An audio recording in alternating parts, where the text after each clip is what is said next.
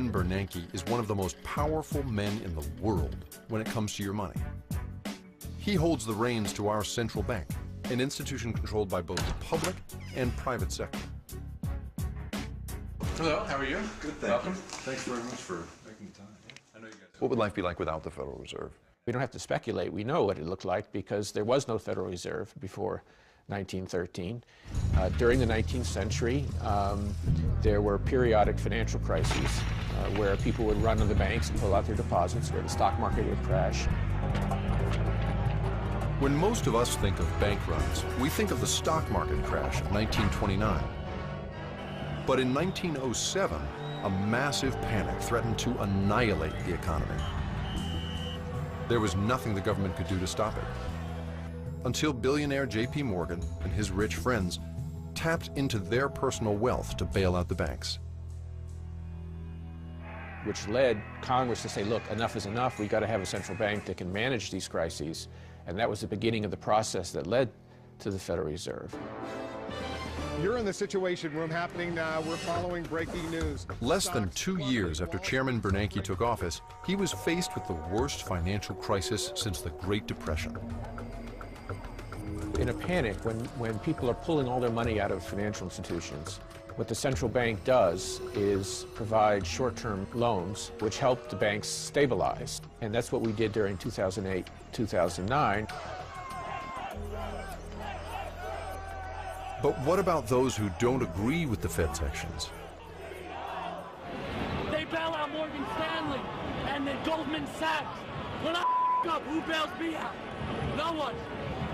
And the Federal Reserve. And the fractional banking system. And the Fed.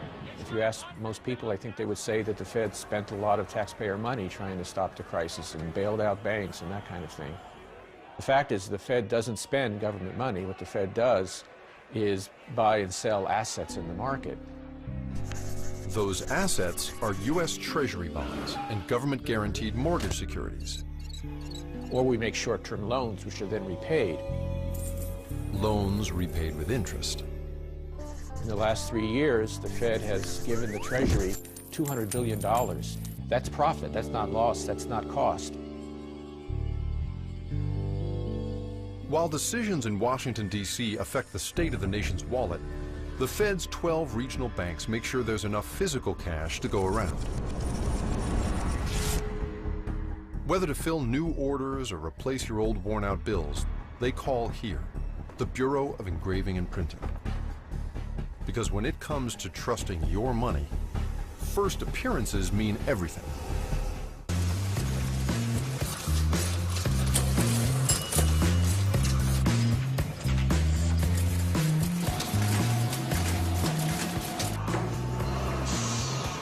There are very particular rules for how we can shoot here. We can't show you the walls, we can't really shoot down the hallways, we have to keep it tight, and there's cameras everywhere. This is an incredibly secure facility. The BEP fills annual print orders for the Fed. In 2011, that meant a whopping 23 million bills a day. And each bill gets a serial number and a code that tells which bank is charged for production. If you look at any bill you have in your pocket, there's a small number and a letter together. Mine says C3. This series says F6. That stands for the Atlanta Federal Reserve Bank. And so you know that if the F and the number 6 don't correspond, F is the sixth letter in the alphabet, then that's a fake note. Although it looks like money as it flies through the presses, it's not official until it's cut, wrapped, and sent to one of the 28 Federal Reserve operations centers around the country, where cash deliveries flow in and out by the ton.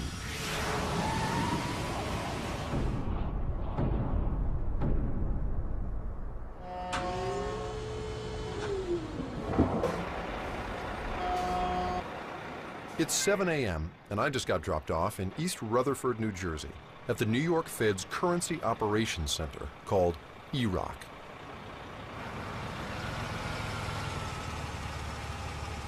It's a neighborhood, you know, it looks pretty ordinary, except that in and out every day flows billions of dollars in cash. It looks like maybe a prison, could be a high school. But what it really is one of the world's largest above-ground vaults. The entire facility is enclosed with a modest-looking fence. But don't let it fool you. This thing can stop a semi-truck dead in its tracks. The building is also studded with over 800 cameras. They're watching our every move. One of the beauties of the system is that when a door or an alarm goes off, it'll automatically generate that camera view onto our system, and that's how it's set up. That camera will turn and take a shot of wherever that alarm was, and some of the other cameras in the area, if they're pan and tilts, will also turn to the area of concern to make sure that we have extra eyes and a better quick view of what's going on. And even if you got past all of that, you'd have to deal with this guy. The Fed has its own specially trained police force, and some of the facilities even have a private shooting range.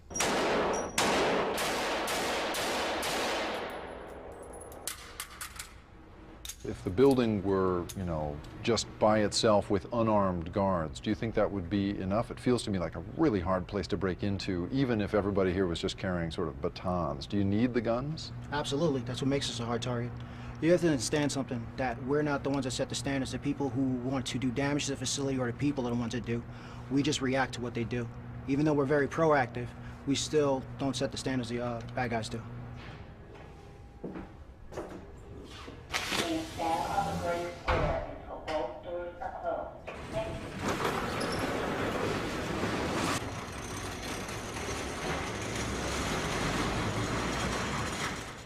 If you've ever spent $1 in cash in New York City, that dollar has probably been through this building. This is the hub of all physical currency that would move through this area. It's where your bankers bank. Deposits come in and withdrawals go out to the tune of millions each day.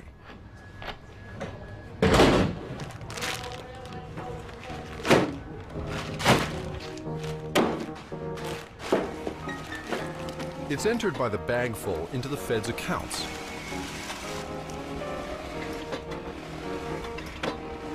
It's then moved to a vault that can hold tens of billions.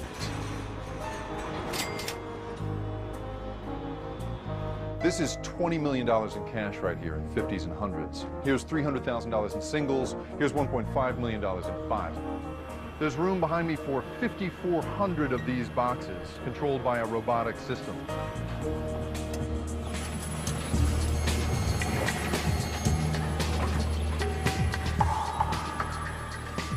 It's like the movie Wall-E in here, except they're pushing cash instead of trash.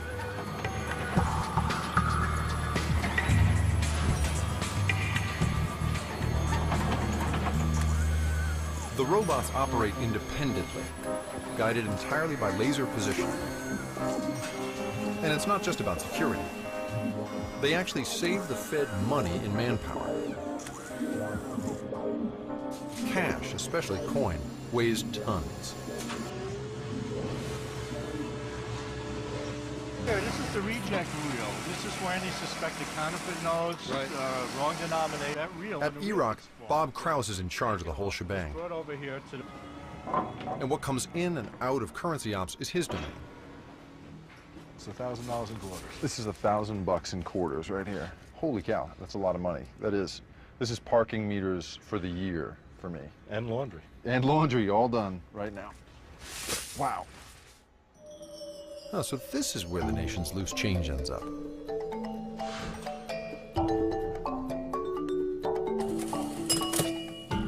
Do you find yourself sort of just personally casting pennies aside the way I do, or do you think about it differently than that? Oh, I think about it differently, just like I think about the dollar bills differently. When I take my money in my pocket, I fold it up nice and neatly, whereas opposed to other people that don't. And the same thing with pennies. To me, it's all, I have a different perspective on it.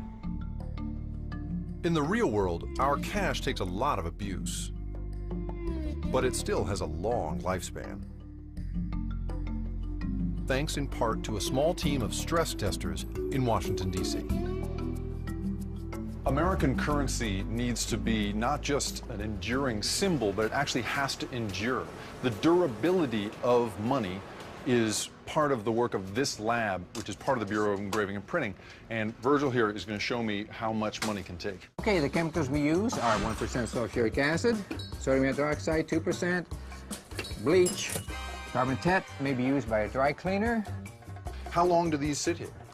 We leave them in 24 hours, so we'll take them out tomorrow. Wow, and it'll, after 24 hours in sulfuric acid, your 20 will survive. It'll still be a usable bill. Yeah, oh yeah, yes. Picked randomly from the millions printed, Virgil mimics what the average Joe can throw at his money. And then some. We will soak this note in 2% sodium hydroxide, some denatured alcohol. If you please write 267 any place on the note. The Federal Reserve wants to know, and the people that use it, is this money going to handle ordinary use?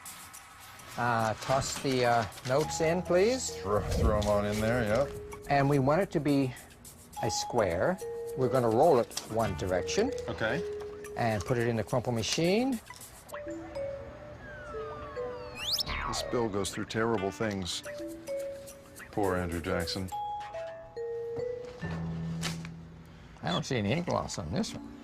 Note survives.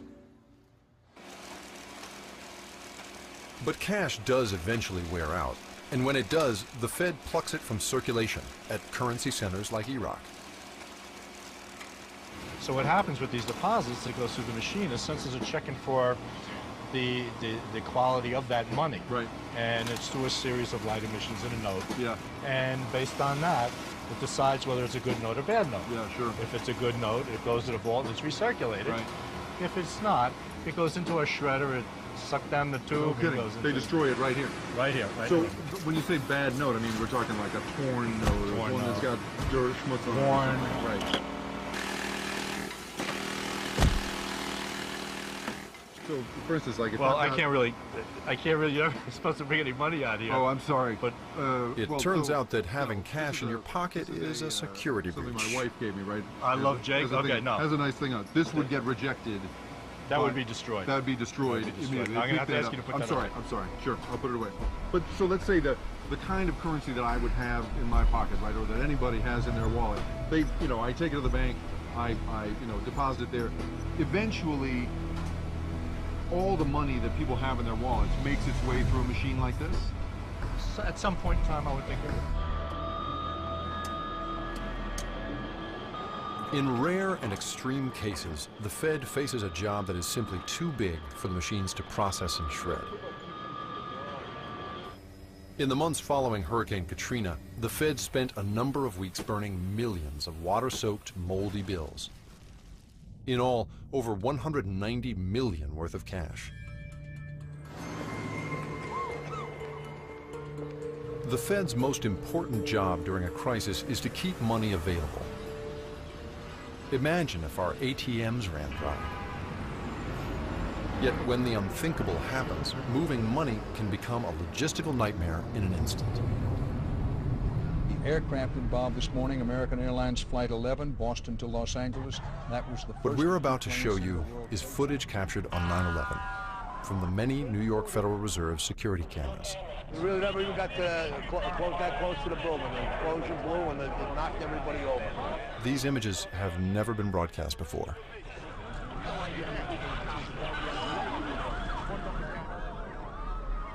We're here, not 500 feet from where the Trade Center stood. And I remember it, even though it was more than 10 years ago, like it was yesterday, this incredible noise. We started to see paper raining in the sky. When the South Tower collapsed, there was this enormous dust cloud.